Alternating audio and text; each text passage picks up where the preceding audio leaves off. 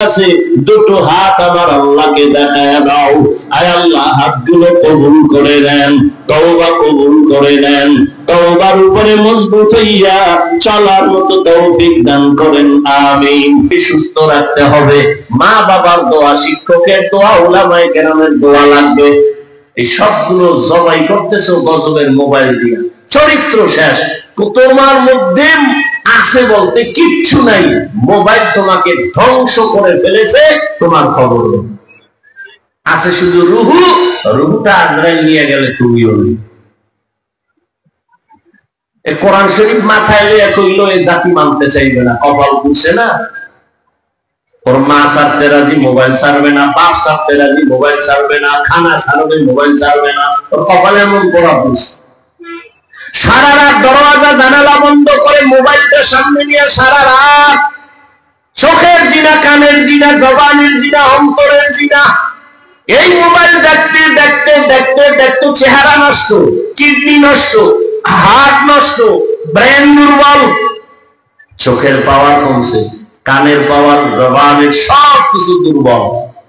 পরীক্ষা করো হসপিটালে গিয়া, তোমার বিশ্বাস হয় না? আজকে বাসায় যে গুগলে সার্চ দাও, টাচ মোবাইল দেখলে অঙ্গ প্রত্যঙ্গের কি কি ক্ষতি হয়, চিকিৎসা বিজ্ঞানীরা ডিটেলস ওখানে বিস্তারিত লিখে রাখছে, দেখো।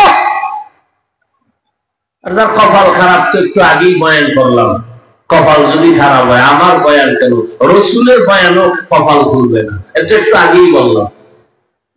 আল্লাহ হেদায়েত দান করুন।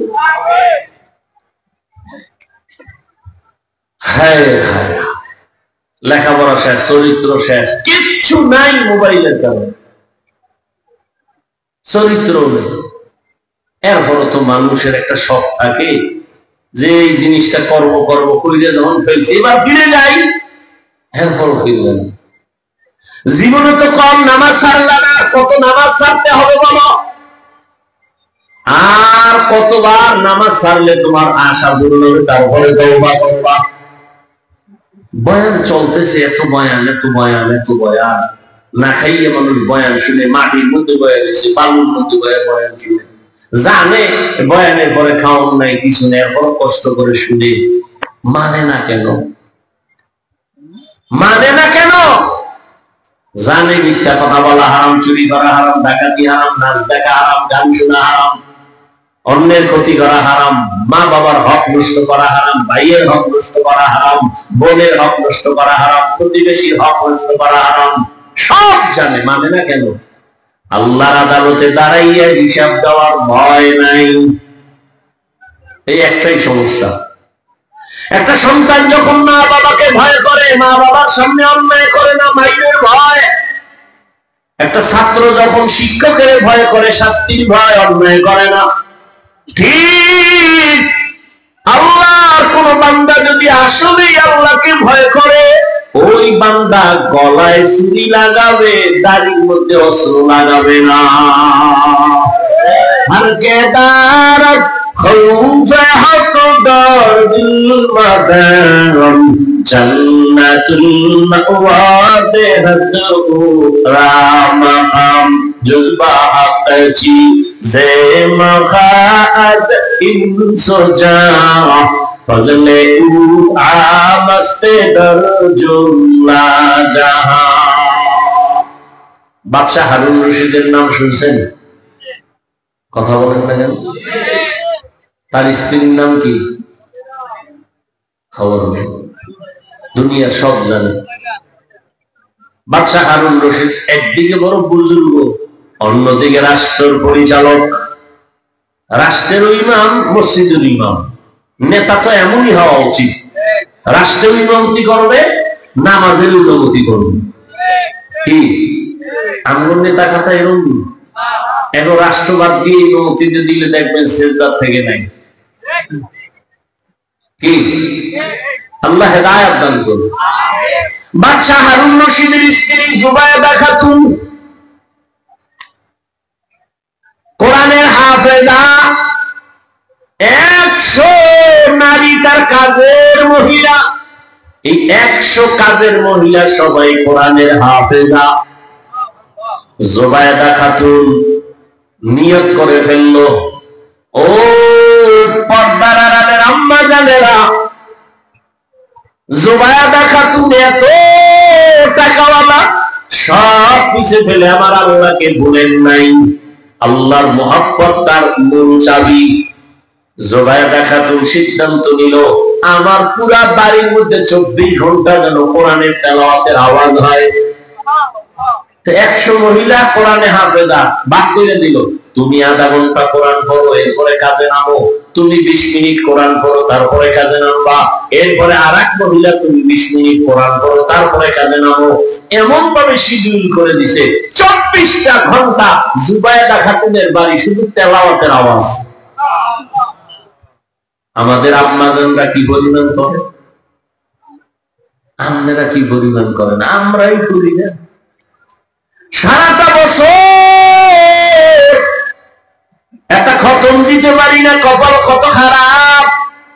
অনেক কপাল পোড়ার ঘরে কোরআন শরীফ আছে, বছর বছর হয়ে গেল, জীবনে খুইলাও দেখে নাই বেদতটা কেমন।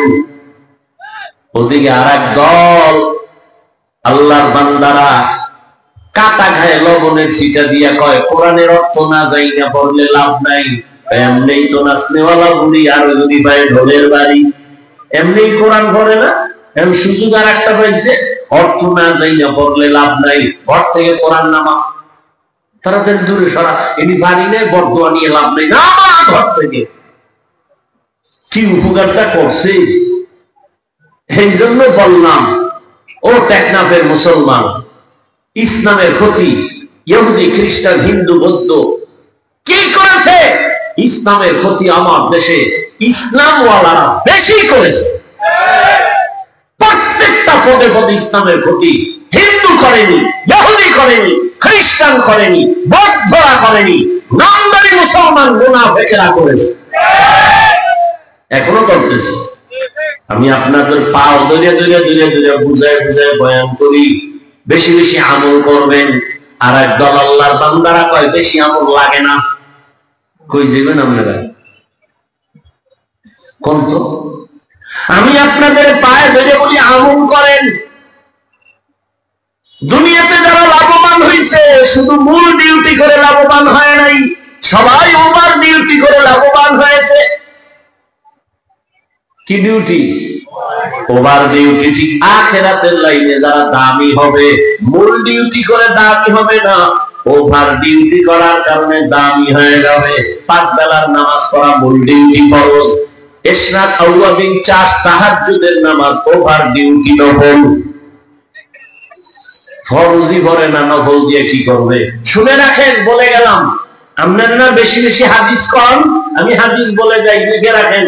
কিয়ামতের ময়দানে ফরজ আমলের ত্রুটি পূরণ হবে নফলের আমল দিয়ে। আপনি নফলই নাই তো কেমনে পূরণ করবেন ফরজের ঘাটতি?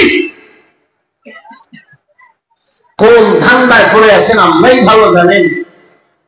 রাসূলের স্পষ্ট হাদিস, দুনিয়াতে ফরজ আমল যা করি ত্রুটি যুক্ত, এগুলোর ঘাটতি পূরণ করতে লাগবে নফল আমল। নফলের খবর নেই। আল্লাহ হেদায়েত দান করুন। আপনি বলেন আমল লাগে না, আর আমি চ্যালেঞ্জ দিয়ে বয়ান করি সারা দেশে, আল্লাহ মানুষ বানাইছে নয় আমল করার জন্য।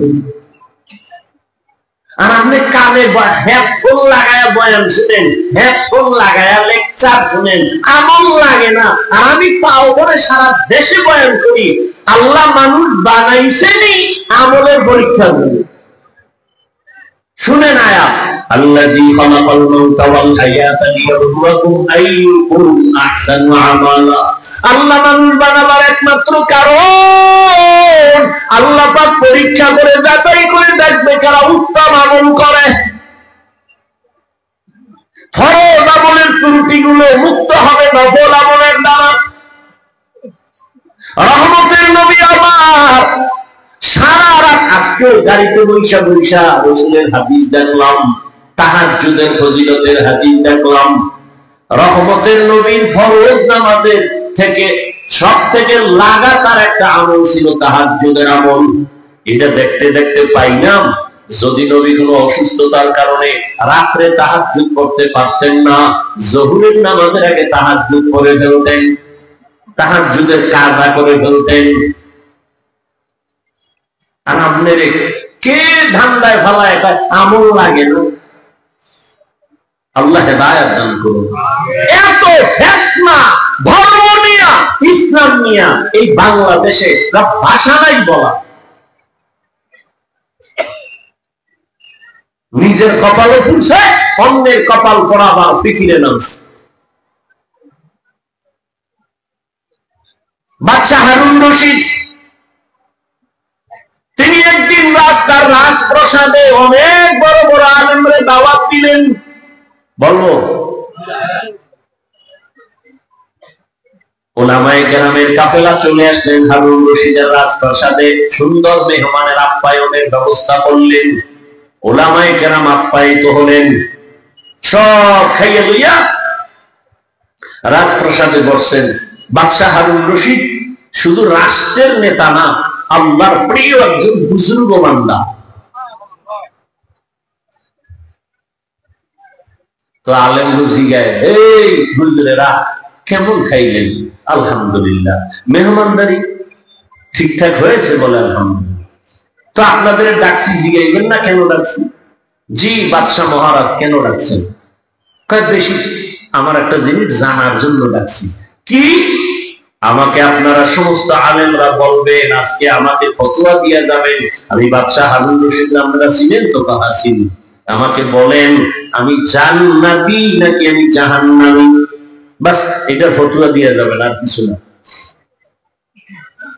সব উলামায়ে কেরাম এক আওয়াজ দিলেন, কে জান্নাতি কে জাহান্নামী দুনিয়ার কোন আলেমের বলার ক্ষমতা নাই।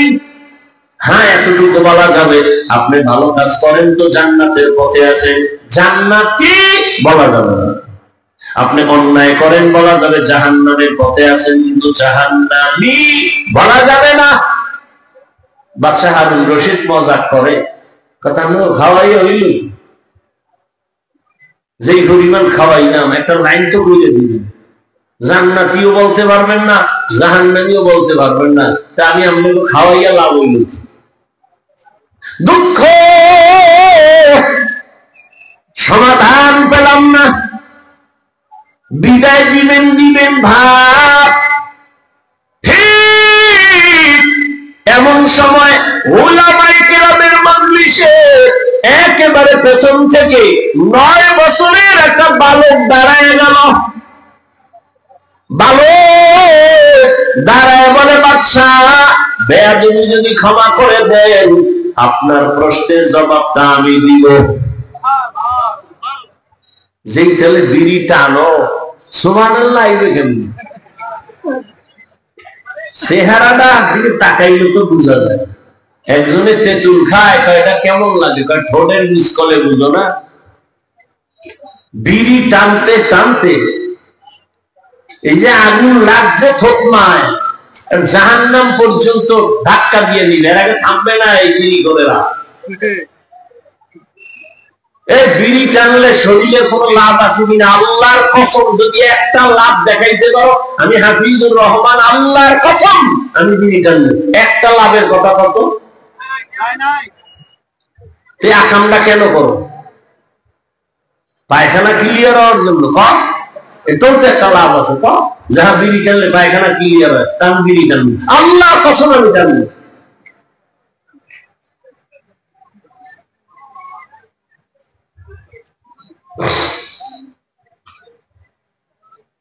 সুবহানাল্লাহ। না সারাদিন গালি, জবানে গীবত, শেখায়াত, এই জবানে নেক আমল আসবে কিভাবে? নেক আওয়াজ আসবে কিভাবে? 9 বছরের বালক দাঁড়ায় বলে, বাদশা যদি অনুমতি দেন আমি আপনার প্রশ্নের জবাব দিব। বাদশা হারুন রশিদ খুশি হয়ে দেও কইলেই না, সিস্টেম অনুযায়ী সামনে নিয়ে আসেন। উজিরে আজম তাড়াতাড়ি বাচ্চাটাকে সামনে আনো। 9 বছরের বালক দাঁড়ায়, বাদশা প্রশ্নটা আবার করেন। প্রশ্ন হলো, আমি হারুন রশিদ জান্নাতি না জাহান্নামী? বাচ্চা 9 বছরের বালক কয়, জবাব দেওয়ার আগে আমার কথা আছে। বলো কি? কয়, যে প্রশ্ন করে সে বড় না যে জবাব দেয় সে বড়? বাদশা হারুন রশিদ কয় জবাব দেনেওয়ালা তো খানিকটা বড়, বেয়াদবি মাফ কইরা আমারে সিংহাসনে বসায় আপনি নিচে আসেন। বাদশা হারুন রশিদ তো বেয়াদব না, দুনিয়াদার রাজ সম্রাট না, সে তো আখিরাত মুখী একদম বাদশা। যখনই বলছে ওজিরে আজম রে কয় তাড়াতাড়ি বাচ্চাটাকে সিংহাসনে আনো, নিচে বিছানা দাও, আমি নিচে বলবো। 9 বছরের বালকের সিংহাসনে বসাইয়া বাদশা হারুন রশিদ নিচে গিয়া বসলেন। এবার বাচ্চা 9 বছরের বালক সিংহাসনে বইয়াই ডাক দিয়া কয়, রে বাদশা, বেয়াদবি মাফ করবেন, প্রথম আমি আপনাকে বলবো কোরআনের ইলম থাকলে তো সম্মান এমনই হয়। বুঝেননি কিছু? 9 বছরের বালক প্রথম ইনজেকশন দিয়ে দিল, কোরআনের ইলম থাকলে তো সম্মান এমনই হয়। এত বড় নামি দামি বাদশা নিচে বসিয়া 9 বছরের বালকের সিংহাসনে বসাইছে, চেহারায় বসে নাই, আল্লাহ দেওয়া ইলমের বরকতে এখানে বসা হয়েছে।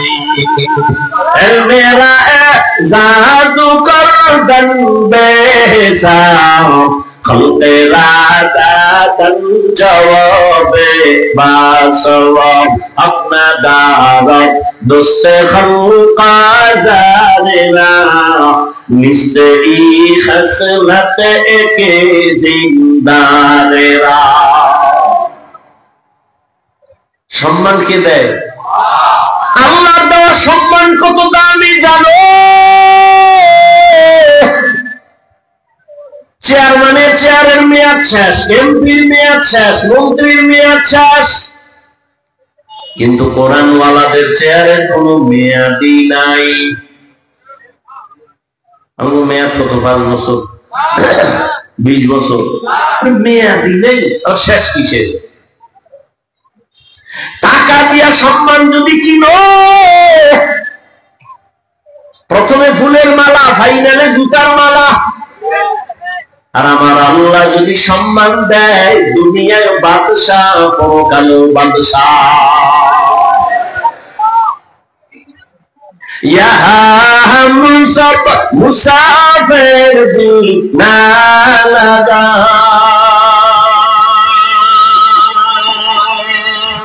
अहले दिल की नजर से रूह करता जा, यहाँ हम सब मुसाफिर दिल ना लगा, अहले दिल की नजर से रूह करता जा, शाह दौलत सब फकीर नेक ने, शाह दौलत सब फकीर नेक ने, जिंदगी में बंदगी तू और नहीं, जिंदगी में बंदगी तू कर नहीं,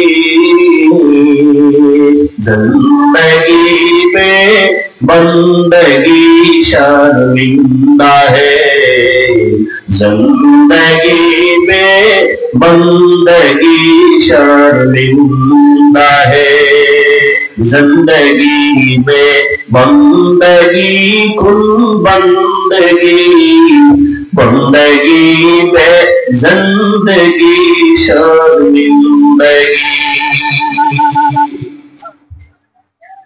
अरे আমার কলিজার যুবক বাবারা, ও বৃদ্ধ বাবাজি, ও পর্দার আড়ালের মা বোনেরা, 9 বছরের বালক সিংহাসনে বসিয়াই ভাষণ দিয়া দিল, ইলমের সম্মান তো এমনই হয়। আল্লাহ ইলমের কারণে আল্লাহ সম্মান দিছে, আমার চেহারা টেকনাফের চেয়ারে বসায় নাই। যত সম্মান আমার আল্লাহ দেওয়া, আর কারো দেওয়া না। সম্মান দিছে কে? আল্লাহ সম্মান দিছেন। এই কারণে হাজারো মানুষ খাওয়ার চিন্তা নাই, ঘুমের চিন্তা নাই, বসার চিন্তা নাই, যে যেখানে আছে ওইভাবেই আছে, কিং কর্তব্য বিমূল হয়ে আছে, কোথায় খেয়াল নাই, ওই বাড়ি কই গাড়ি, কই টাকা কই খাওন, কোনো চিন্তাই মাথায় চাপে না, শুধু বয়ান শুনতেছে। এটা বাবার দেওয়া না, আমার আল্লাহ তাআলার দেওয়া। আল্লাহ তাকে সম্মানিত করেন, সে দুনিয়ায় বাদশা, আখিরাতেও বাদশা। এরে নবীরা আশিক, ওই 9 বছরের বালক এবার ডাক দিয়ে কয়, বাদশা আপনি প্রশ্নটা আবার করেন। বলে, আমি বাদশা হারুন রশিদ, বলো জান্নাতি নাকি জাহান্নামী? বাদশা 9 বছরের বালক ডাক দিয়ে কয়, বাদশা আমাকে বলেন, আপনার জীবনে কোনদিন এমন কোন সুযোগ ছিল কি আপনার সামনে সুন্দরী সুন্দরী রূপসী টানা কাটা বড়ি আছে, চাইলেই জিনা করতে পারতেন, আল্লাহর আদালতে হিসাব দেওয়ার ভয় গুনাহ করেন নাই, এমন কোনদিন আপনার জীবনে হইছে? বাদশা হারুন রশিদ চোখের পানি ছেড়ে কয়, রে বাবু, এরকম একবার আর দুইবার না, আমার সামনে বহু সুন্দরী মেয়ে দাঁড়ায় গেছে, আমি চাইলেই জিনা করতে পারতাম, কিন্তু আল্লাহর আযাবের ভয়, আল্লাহর আদালতে দাঁড়াইয়া হিসাব দেওয়ার ভয়, আমি চোখ দিয়া তাকাই না, আল্লাহর ভয়, আমি স্পর্শ করি নাই, চোখের গুনাহ, হাতের জিনা করি নাই, চোখের জিনা করি নাই। এরকম একবার না, বহুবার আমার জীবনে আছে। আমি আল্লাহর ভয়ে গুনাহ থেকে নিজেকে আটকায় রাখছি। ও আমার কলিজার যুবক, দুইটা পায়ে হাত রাইখা বলি, রে বাবা, জীবনে তো রাতের বেলা মোবাইলে জিনা কম করলা না, আর কত রাত জিনা করলে তোমার আশা পূরণ হবে, তারপরে তওবা করবা। ও আমার কলিজার যুবক বাবারা, মনে চাইছে পার্কে পার্কে দৌড়াবা, দৌড়াইছো, এখন কি তওবা করবা না? জীবনে কত মেয়ের জীবনের উপরে হামলা করেছো, আরো কত জীবন তুমি ওই পথে চলার পরে আশা পূরণ হবে, তারপরে তুমি তওবা করবা। এখন দুটো পায়ে হাত রেখে বলি, ফিরিয়া যাও। ভয় লাগে কোন দিন জানো? 2004-এর মতো ইন্দোনেশিয়ার সুনামি শুরু হয়ে যায়, কক্সবাজারের সাগর কোন সময় যেন গরম হয়ে যায়। ওরে ইন্দোনেশিয়ায় এই পরিমাণ গুণা চলতেছিল সমুদ্রের পারে। 2004-এর ইতিহাস পড়ো, ওই সব বাড়ি গাড়ি ধ্বংস হয়ে গেল।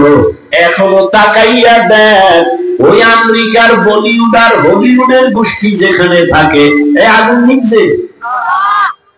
এই ফেসবুকের গোলামেরা নিভছে?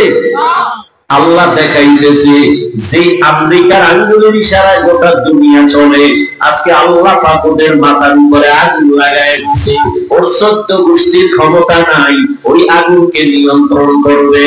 ও আল্লাহর বান্দারা, আমার তো ভয় লাগে, আল্লাহর কসম করে বলি, আমি দিল থেকে বলি, কক্সবাজারে যখনই ঢুকি আমার ভয়।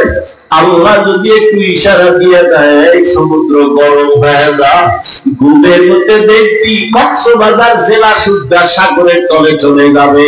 শরীয়তপুরের নড়িয়া থানার মানুষ ঘুমায় রইছে, ওই নদী আইসা বাড়ি সুদ্ধা পানির তলে, মানুষ ছিল ঘুমের ভেতরে, সব চলে গেল, গ্রামকে গ্রাম পানির নিচে চলে গেল।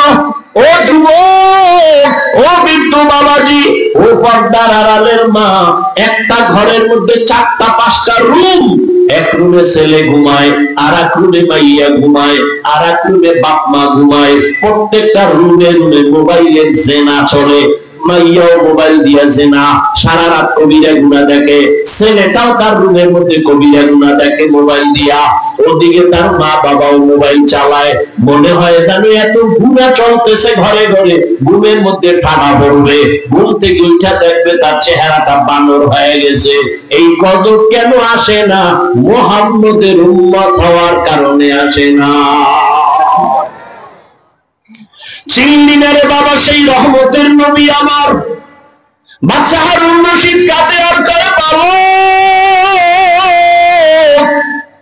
আমি চাইলেই জিনা করতে পারতাম, কিন্তু আমি আল্লাহর আযাবের ভয় একবার আর দুইবার না, বহুবার আমি সুযোগ পাইয়াও গুনাহ করি নাই।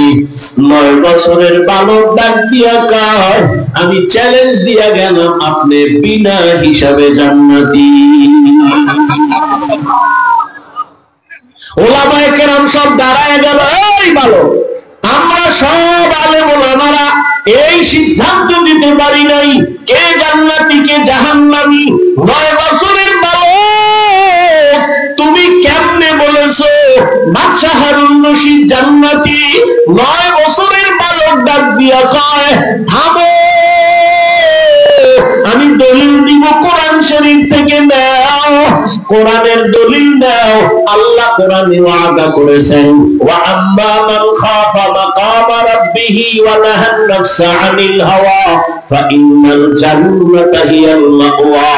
যারা আল্লাহর আদালতে হিসাবের ভয়ে গুনাহ থেকে নিজেকে বাঁচাইয়া রাখবে, আল্লাহ ওয়াদা করেন নিশ্চয়ই আমি তাকে জান্নাত দিব বিনা হিসাবে। আলেমরা চুপ হয়ে গেল, এবার খুঁজলো যে এই 9 বছরের বালক এই যে কথা বলছে, এখন তার কথায় মনে হয় আমরা এতগুলো আলেম তার সামনে দুর্বল, এই বাচ্চাটা মনে হয় সবল, সাধারণ কোন বালক না। ইতিহাস নাও ছেলেটাকে খুঁজতে খুঁজতে খুঁজতে খুঁজতে ঠিকানা নিয়ে দেখে এটা সাধারণ কোন বালক না, ভবিষ্যৎ জমানার ইমাম হবে ইমাম শাফিঈ রাহমাতুল্লাহি আলাইহি। ও আমার পর্দার আড়ালের মা বোনেরা, ও আমার যুবক বাবারা, পাও দুইটা ধরিয়া বলি, আর কত নামাজ ছাইরা পাওনার থেকে দূরে যাইবা? কোন দিন মরণ হবে জানা নাই। ইদানিং কালে যত লাশ দেখি সব যুবক আর সুস্থ মানুষ, গাড়ির নিচে যুবকের লাশ, পানির নিচে যুবকের লাশ, করোনার ভেতরে যুবকের লাশ, ছাত্র জনতার আন্দোলনে যুবকের লাশ, ঘুমের বিছানায় লাশ পড়ে আছে যুবকের। কয়দিন আর বাহাদুরি করবা? আমি আবারও বলছি, তুমি মাদ্রাসায় যাও আমি বলি নাই, পাঁচকল্লি লাগাও বলি নাই, তাবলিগে যাও বলি নাই, কওমি মাদ্রাসায় যাও বলি নাই। আমি বলছি তুমি স্কুলে পড়ো, আলহামদুলিল্লাহ দোয়া করে গেলাম। তুমি কলেজে পড়ো, পড়ো, চাকরি করো, ব্যবসা করো, তুমি ইঞ্জিনিয়ার হও, ব্যবসায়ী হও, চাকরিজীবী হও, ডাক্তার হও, দাবি আমার একটা, বেয়াদব হইবা না, মা বাবারে কষ্ট দিয়া বরদোয়া নিও না, কপাল পুড়ে যাবে। শিক্ষকের সাথে বেয়াদবি করে কষ্ট দিয়ে বরদোয়া নিও না, জীবন নষ্ট হয়ে যাবে। বহু শিক্ষিত ছেলেদের দেখি রাস্তায় ল্যাংটা ঘুরে পাগল হইয়া ইংলিশে কথা কয়, আরবিতে কথা কয়। পাগল আবার ইংলিশ কয় কেন? ভেবে দেখলাম না আসলে এটা পাগল হওয়ার আগে ভালো ছাত্র ছিল, বেয়াদবি করার কারণে বরদোয়া লাগছে তো পাগল হয়ে গেছে। এরকম নাই? ও আল্লাহর বান্দারা, এবার একটু চোখ বুলাইয়া দেখো, তোমার মতো যুবক জীবনে মাদ্রাসায় পড়ে নাই, আলিফ বা তাও শিখে নাই, স্কুলে পড়ে, কলেজে পড়ে, চাকরি করে, ব্যবসা করে, তোমার মতো যুবক 5 ওয়াক্ত নামাজ পড়নেওয়ালা আসেনি। তোমার পায়ে হাত বিবেকের প্রশ্ন করো, তুমি কেন পারো না? আমি বলে গেলাম অবশ্যই তোমার কপালে কারো অভিশাপ লাগছে, কারণ তোমার মতো যুবক র্যাব আর্মি পুলিশ বিডিআরের চাকরি করে, নামাজ পড়ে, তুমি কেন পারো না? তোমার মতো যুবক নদীর মতো মাছ ধরে নামাজ ছাড়ে না, রাস্তায় গাড়ি চালায় নামাজ ছাড়ে না, বলে তুমি কেন পারো না? অবশ্যই তোমার কপালে অভিশাপ লাগছে, কারো বদদোয়া লাগছে, না হয় এইরকম পোড়া কপাল হইতে পারো না। তোমার মতো যুবক ডাক্তার, প্রফেসর, ইঞ্জিনিয়ার, পাঁচ বেলার নামাজি অভাব নাই, তুমি কেন পারবা না রে বাবা? ও পর্দার আড়ালের আম্মা জানেরা, আপনাদের কারণেই তো সন্তান ভালো হওয়ার আশা করা যায়। কারণ গাছ ভালো হলে ফল ভালো হবে, মা বাবার আদর্শ ভালো হলে সন্তান ভালো হবে। এই দুনিয়ায় যত ভালো সন্তান আছে মায়ের অবদানের কারণে। এরে আম্মা জান, এ কারণেই তো আপনাদের সম্মান। আপনারা নবীদের মায়ের মতো মা, সাহাবায়ে কেরামদের মায়ের মতো মা, আপনারা খাদিজা রাদিয়াল্লাহু আনহার মতো নারী, ফাতিমা রাদিয়াল্লাহু আনহার মতো দামি নারী, আয়েশা রাদিয়াল্লাহু আনহার মতো দামি নারী। এরে আম্মা জান, আপনার মতো কত মা বোনেরা এখনো আছে বেপরদায় চলে না, কখনো তারা নামাজ ছাড়ে না, কখনো স্বামীর মাল নষ্ট করে না, মোবাইলে সময় নষ্ট করে না। আপনারা কেন পারবেন না? এখনো সময় আছে, তওবা করেন, আর বেপরদায় চলবেন না, নামাজ ছাড়বেন না, স্বামীর মাল খেয়ানত করবেন না, মোবাইলে সময় নষ্ট করবেন না। সন্তানটাকে আদর্শ ডাক্তার বানাবেন, আদর্শওয়ালা ইঞ্জিনিয়ার বানাবেন, আদর্শওয়ালা প্রফেসর বানায় যাবেন, আপনার জীবনটাও ধন্য হয়ে যাবে। এখনো সময় আছে তওবা করার। ও আমার বাবাজিরা, যুবক বাবারা, এখনো সময় আছে, তওবা করো। মনে মনে আল্লাহকে বলো, হে আল্লাহ, জীবনে তো কম দাড়ি কাটি নাই, নামাজ কম সারি নাই, বেপরদায় কম চলি নাই, মানুষের ক্ষতি কম করি নাই, আজকে থেকে তওবা করলাম। মরিয়া গেলে যাব, আর নামাজ ছাড়বো না, দাড়ি কাটবো না, বেপরদায় চলবো না, মা বাবার সাথে বেয়াদবি করবো না, শিক্ষকের দোয়া নিয়া, উলামায়ে কেরামের পরামর্শ নিয়া, নবীজির আদর্শ মেনে জীবন চালাবো। তওবা করার মতো যদি নিয়ত হয়, মুনাফিকি যদি না থাকে, খাঁটি তওবার নিয়ত যাদের